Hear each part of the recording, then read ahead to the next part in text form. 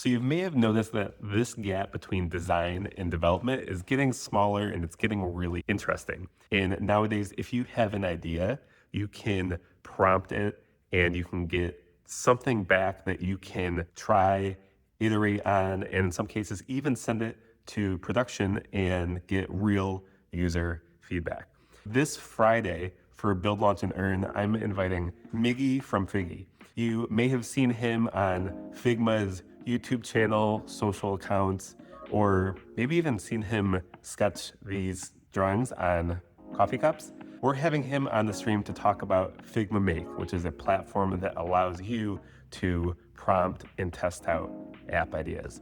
So at 1 p.m. this Friday, we're going to be streaming. You can click the link below or in my bio and register. We have some giveaways from Stripe, from Figma. It's going to be really fun, and I can't wait to see you there.